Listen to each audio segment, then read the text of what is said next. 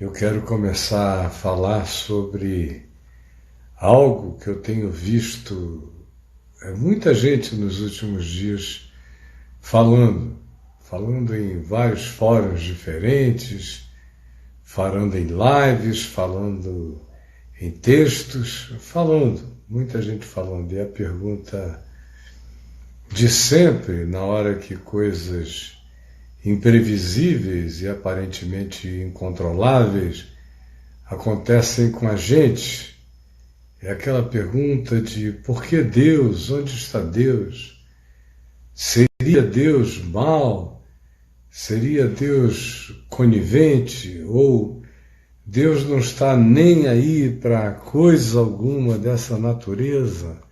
Enfim, perguntas diversas que eu, por exemplo, já ouço há muitos anos, todas as vezes que uma pessoa jovem morre, que um ser humano muito útil morre, perece, ou todas as vezes que um avião cheio de jogadores jovens cai, todas as vezes que um tsunami sem explicação aparente, mas sempre tem alguma explicação, mas aos sentidos da ignorância popular, chega brutal e devora ilhas e promove catástrofes, ou quando os tufões derrubam e levam as casas e os alagamentos afogam as famílias e os fogos destroem montes e natureza, as pessoas me perguntam onde está Deus. Elas não me perguntam onde está Deus quando há derrubadas de milhões de árvores da Amazônia, elas não me perguntam nada. Elas não me perguntam nada quando um líder ou um governante começa a fazer as coisas mais loucas deste mundo. Elas também não me perguntam onde está Deus. Mas tudo que diz respeito à dor humana inesperada, ao susto, à perplexidade, ou ao enfrentamento de alguma coisa que chegue com meios e com força muito maior do que aquela do nosso enfrentamento ou da nossa mais boba tentativa de resistência, todas as vezes que isso acontece, vem a história de onde está Deus. Aí eu tenho visto pessoas falarem, alguns assim, falarem de maneira completamente infantil. Olhe, Deus não é assim, Deus é legal, Deus é bom, eu não creria num Deus que fosse assim. Agora, para eu ajudar você a crer, a ajudar você a melhorar nessa sua angústia de impotência, é preciso que você pare com a ideia que você tem de que Deus é poderoso do jeito que você imagina que Ele é poderoso. Deus tem suas limitações. Aí vem essa coisa toda, não é? Que eu já estou ouvindo desde garotinho. E é a grande questão colocada por Baudelaire, do ponto de vista filosófico. Baudelaire disse: pois se há um Deus, ele não é todo-poderoso, e se ele é todo-poderoso, então ele não é Deus, não é todo bom, porque se ele é todo-poderoso, ele não tem a bondade suficiente para exercer o poder dele em favor dos seres humanos. E se ele é todo bom, ele não é todo poderoso, porque não tem todo o poder para realizar tudo aquilo que a sua bondade desejaria fazer. Essa é uma questão de alguns séculos, já esteve na moda, já saiu da moda. No meu livro O Enigma da Graça, que você acha aí no meu portal, na loja do portal, você vai encontrar o livro Enigma da Graça. E o Enigma da Graça trata, entre vários assuntos, dessa questão de Baudelaire, porque se há um Deus, não é todo-poderoso, porque sendo todo-poderoso, não é todo bom para poder exercer toda a sua bondade. Se for todo bom, não é todo poderoso, porque tendo toda a bondade não teve todo o poder para realizá-la.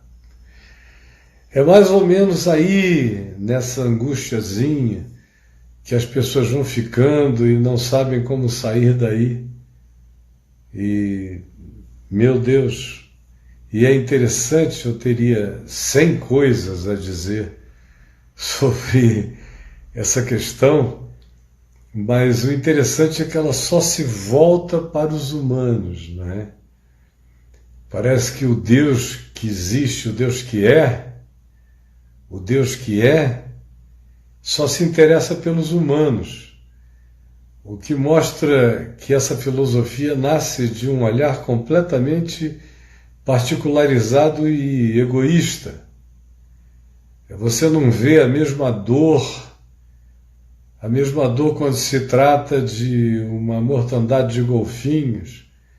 Você não vê a mesma dor quando se trata de uma quantidade enorme de milhares de aves que morreram num determinado lugar por alguma epidemia que atingiu a espécie delas. Só acha curioso e quer saber dos estudos, mas não gera essa mesma dor. Não gera a mesma dor quando as águas vão subindo e vão subindo por causa do aquecimento global e da ação do homem. Mas você não vê ninguém fazendo essa pergunta. Não vê. Agora, quando se trata da espécie humana, a filosofia é sempre totalmente egoísta. Você não vê filosofia sendo escrita no estilo A Peste de Camus, porque jacarés estão comendo muitos peixes, ou porque sucuris da Flórida estão quebrando alligators. Você não vê isso virar um problema filosófico. Quando essa brutalidade animal se manifesta, se ela não tanger o homem, não passar pelo homem, não tocar do homem, ela não tem nenhuma importância para nós. Mostrando que se trata de uma filosofia do meu ego, uma filosofia do eu, centro do universo. Continua a ser uma demonstração de que é uma filosofia egocêntrica, homocêntrica. A catástrofe universal só tem alguma coisa de interessante se for uma ameaça a nós, ou se trouxer devastação a nós.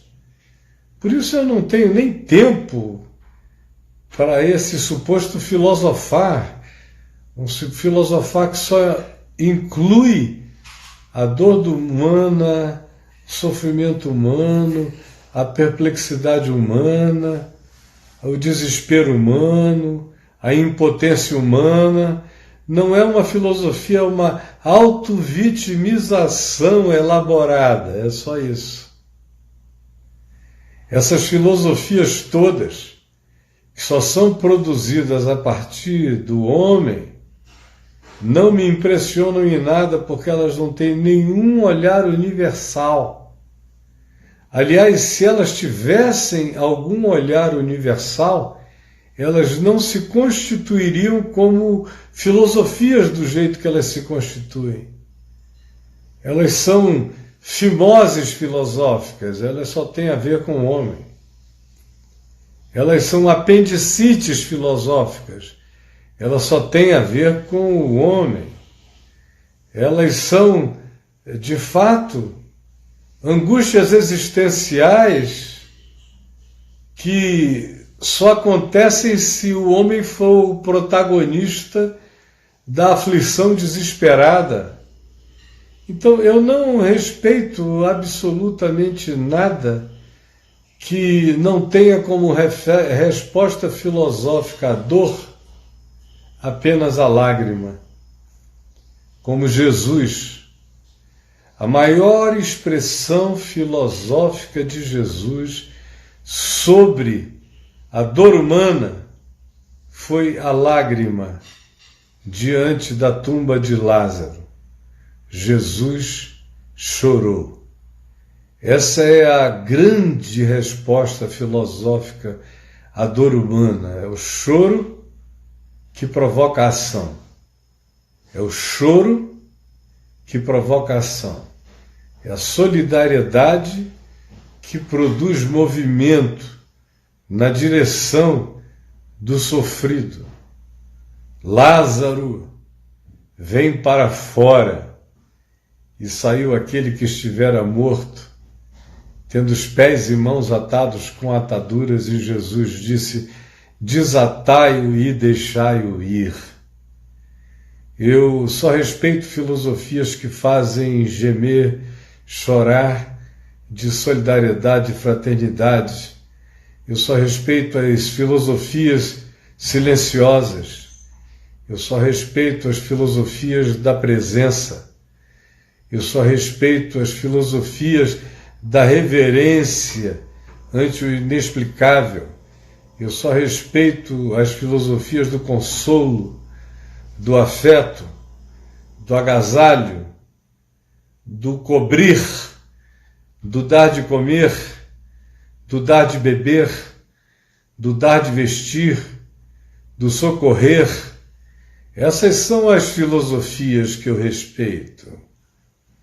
São essas filosofias que colocam o filósofo em movimento, que põem o pensador em ação.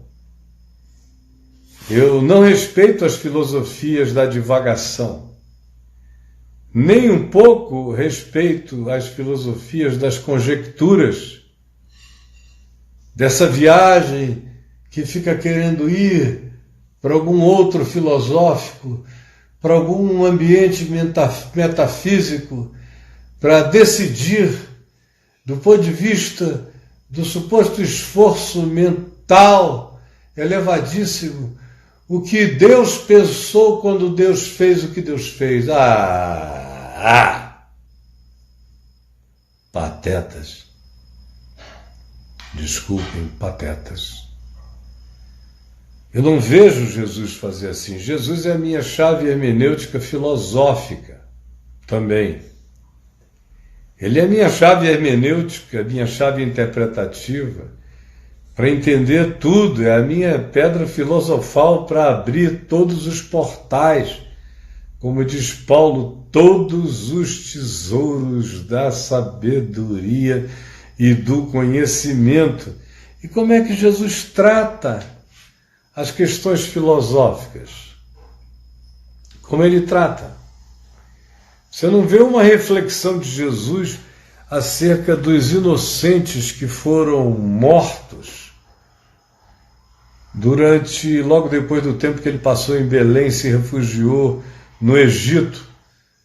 Você não vê um salmo de Maria, um salmo de Jesus. Já pensaram um salmo de Jesus sobre os inocentes que morreram quando eu escapei de Belém?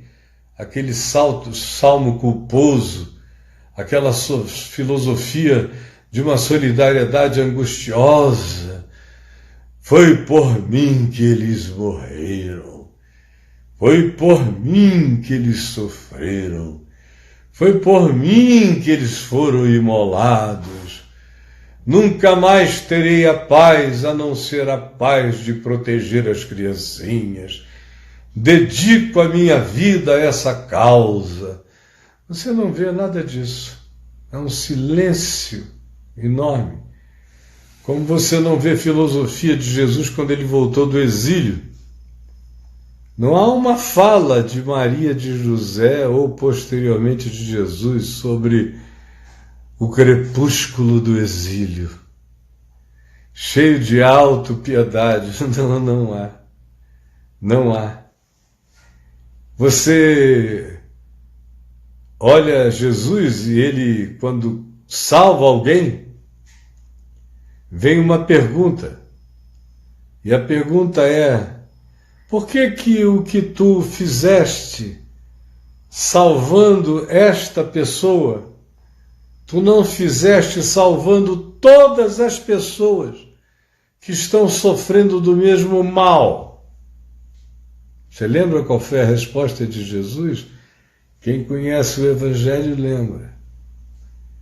Jesus disse: ou não lembrais que nos dias do profeta Elias havia muitas viúvas em Israel, mas se ele foi enviado a fazer o bem apenas a uma viúva que morava fora das fronteiras de Israel, em Serepta. Ou não ouvistes o que aconteceu nos dias do profeta Eliseu? Havia muitas outras pessoas sofrendo de males idênticos, mas ele foi fazer o bem a uma sunamita que vivia fora dos termos e que não fazia parte da raça religiosa monoteísta, que deveria ser supostamente a privilegiada pela filosofia teológica dos judeus que o perquiriam. Não. Para Jesus não há essa questão metafísica de por que a serpente estava no jardim. Não há essa questão de há quanto tempo o mal existe. Não. Não há a questão de por que o mal existiu, ele nasceu de que choque antitético. Não. Para Jesus não há nenhuma questão sobre a sobrevivência humana ou sobre a morte humana. Nenhuma.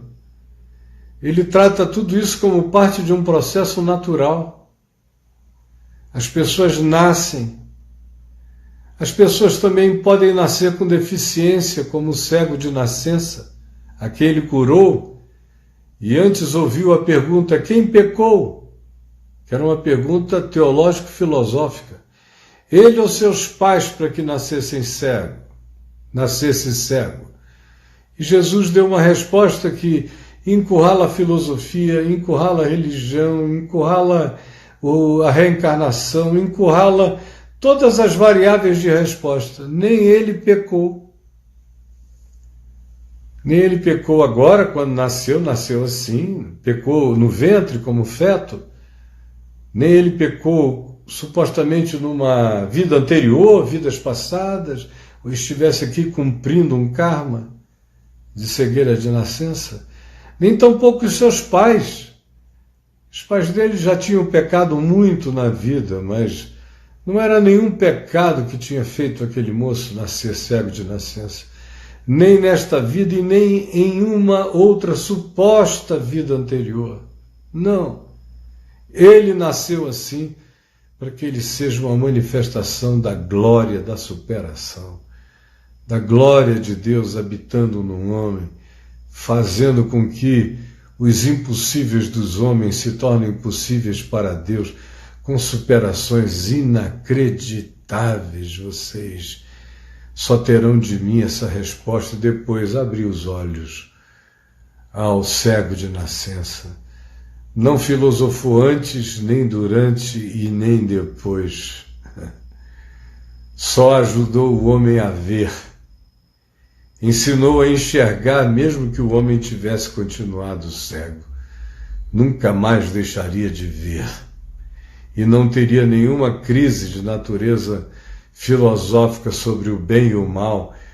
Você também já notou que as crises filosóficas sobre o bem e o mal só se acirram, só se avultam quando alguma pessoa da família da gente é atingida? Aí a gente precisa de uma explicação filosófica. Jesus, eu vou ler um texto para nós aqui em Lucas 13, porque o nosso tempo está passando. Aí diz assim: naquela mesma ocasião, chegando alguns, falavam a Jesus a respeito dos galileus, cujo sangue Pilatos misturara com os sacrifícios que os mesmos realizavam lá na Galiléia. Para agradar as autoridades judaico-religiosas, Pilatos mandou matar aqueles homens e misturar o sangue dele com os sangues dos seus sacrifícios. Por quê? Porque, de acordo com a religião judaica, somente no templo de Jerusalém é que se poderia oferecer sacrifícios. Como esses aqui fizeram isso na Galiléia, Pilatos, para agradar, para barganhar, para atender à demanda dos pastores judeus, fariseus, saduceus e de todas as naturezas, mandou matar esses homens. E aí trouxeram isso como uma questão filosófica para Jesus. E Jesus disse, olha, todo perigo realizado em lugar perigoso pode implicar em morte. Aonde existe política, existe injustiça. Não tem que haver pergunta filosófica onde existem políticos. Políticos não estão buscando o sentido da vida, eles estão procurando o sentido e o amelhamento do seu próprio poder. Não há filosofia, só a descrição narrativa da perversidade de Maquiavel. Aí vem uma segunda pergunta. Ele, porém, depois de ter dito, pensais que esses galileus eram mais pecadores do que todos os outros galileus, porque a filosofia pretende dar uma explicação para o amontoamento do mal, para a condição do mal, para o merecimento do mal, ou para o absurdo do mal. Então Jesus diz, não entrem em estado de comparação por terem padecido eles essas coisas. Isso não conta nada sobre a filosofia última e final da vida. Esses episódios não trazem revelação do significado espiritual, do que faz sentido quando você tem um olhar de significação e interpretação espiritual na vida. Não eram mais pecadores, eu vou-lo afirmo. Se, porém, todos vocês não se arrependerem, tanto faz como tanto fez, todos igualmente perecereis. Aí,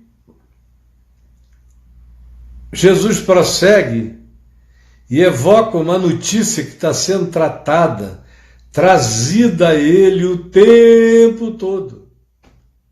Ou cuidais, ou pensais, que aqueles 18 sobre os quais desabou a torre de Siloé e matou a todos eles, eram mais pecadores do que todos os habitantes de Jerusalém? Só porque eles foram sepultados vivos pelo desabamento da Torre de Siloé, que era um lugar magnífico lá em Jerusalém naqueles dias, onde desde a antiguidade príncipes adoravam fazer banquetes naquela torre por causa das piscinas que ela também tinha, do que ela favorecia como cenário. Vocês estão pensando que os 18 sobre os quais ela desabou e os matou eram mais culpados do que os outros habitantes de Jerusalém que não saíam de casa a não ser para a sinagoga e voltavam? Não eram. Não eram, eu vou-lo afirmo. Mas se não vos arrependerdes, se não mudardes de mente, todos igualmente perecereis, porque o que importa nessa vida não é o modo trágico, cenograficamente horroroso, como as pessoas morrem de uma calamidade ou de outra. O que importa na vida, segundo Jesus, não é o modo de morrer. A única filosofia de Jesus tem a ver com o modo de viver. Jesus não filosofa não mergulha nas metafísicas do além, anterior à existência. A única resposta que se dá à questão metafísica é que o Cordeiro de Deus foi imolado antes da criação de toda a criação, portanto, antes de haver criação, o Cordeiro já era o sacrifício de pacificação por todos os absurdos inexplicáveis da existência. A resposta filosófica ao absurdo é o Cordeiro imolado, é a cruz invisível antes da criação de qualquer Big Bang e de qualquer universo. Não, a filosofia de Jesus não faz perguntas, Jesus pratica a filosofia da resposta. Tem alguém com vós entre vocês com fome? Não discutam a injustiça universal. Discutam só enquanto vocês dão pão. Tem alguém entre vós com sede? Não discutam a razão pelo qual a água está faltando. Deem de beber. Enquanto vocês pensam numa solução prática para que a água chegue, não para encontrar culpados e nem a razão espiritual de haver gente má. A resposta à maldade humana é o bem de quem enxerga.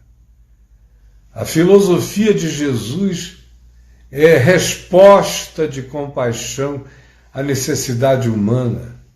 Qualquer filosofia sobre a dor humana que não ergue as suas mãos para molhar a boca seca, para botar uma papinha naquele que morre de fome, qualquer filosofia que não contribui com aqueles que estão no fronte ajudando os necessitados, é apenas diletantismo filosófico masturbatório, inconsequente, improdutivo e patético. É isso que Jesus ensina. E se você me dissesse honestamente que todos os meus filhos e netos morreram nessa pandemia e eu fiquei só, pode ter certeza de uma coisa, eu ia ter a dor mais avassaladora que eu, como ser humano, conseguiria sentir, experimentar e provar. Eu não sei nem se o meu coração aguentaria. Todo velho, cheio de estentes e obstruções, eu não sei o que ele aguentaria. Mas só sei o seguinte: se você ouvisse dizer que eu morrera por causa disso, eu não teria morrido por nenhuma questão filosófica. Eu não tenho perguntas a fazer. Eu sou um homem do apocalipse e da escatologia realizada. Qual é a minha escatologia realizada? A minha escatologia realizada sobre o sofrimento humano é a cruz de Cristo. A cruz. A cruz onde ele gemeu, sofreu, foi objeto de toda injustiça, de toda maldade, de toda perversidade, de toda tortura, de toda loucura, de toda deliberação perversa, praticada em nome de Deus, em nome da ortodoxia, em nome do dogma, em nome de verdades produzidas no laboratório da teologia, que nada tem a ver com o significado de coisa alguma. E Jesus só fez uma pergunta: Deus meu, por que me desamparaste? E não esperou resposta, você viu? Não esperou resposta. Eli, Eli, lema sabachthani. Citou o Salmo 22, a pergunta do Salmo 22, e o que veio a seguir? Qual foi a filosofia de Jesus depois do Deus meu, por que me desamparaste? Qual foi? A filosofia dele é a sequência de tudo. Tenho sede. Aí deram para ele vinagre e ele escolheu não beber porque não era água e porque eventualmente fosse apenas uma tentativa de dar uma amortecida na dor. E ele disse, não, eu vou viver essa dor de olho aberto. Qual foi a resposta filosófica dele para o Deus meu, por que me desamparaste? Foi dizer, mulher, eis aí o teu filho, filho, eis aí a tua mãe. Foi dizer, pai, perdoa-lhes, porque eles não sabem o que fazem. Qual foi a resposta filosófica de Jesus ao Deus meu, por que me desamparaste? Qual foi?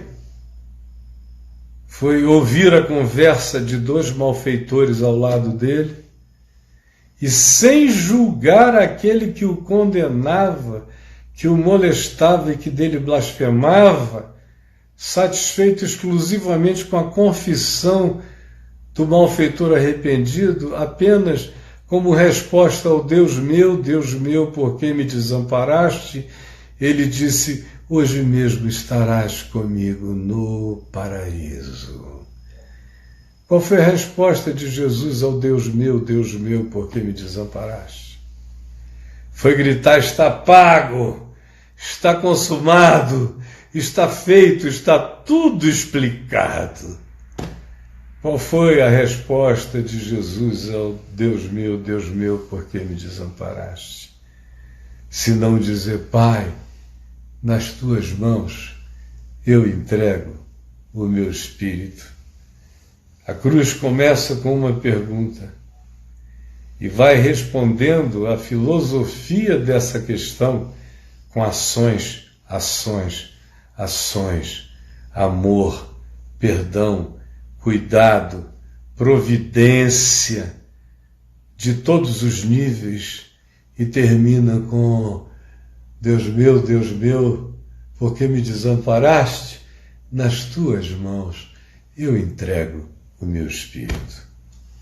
Essa é a filosofia do Evangelho. O resto, gente, é patetice.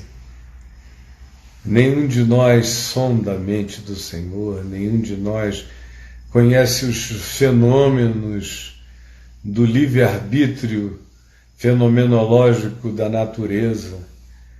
A maioria de nós nem entende, por exemplo, que esse coronavírus é produto de nós mesmos. Ele só é possível depois que determinadas condições humanas se estabeleceram na Terra. Nossa hiperurbanidade, as nossas megalópolis, os nossos antibióticos, as novas cepas todo ano de vírus que a gente vai arranjando para eles vacina e eles vão se fortalecendo, eles vão ficando com musculatura para o ataque que vem depois, e esse aqui está longe de ser aquele que realmente matará, apesar de todas as nossas tecnologias. Jesus disse, naquele tempo, antes que o Filho do Homem venha, haverá muitas pestes.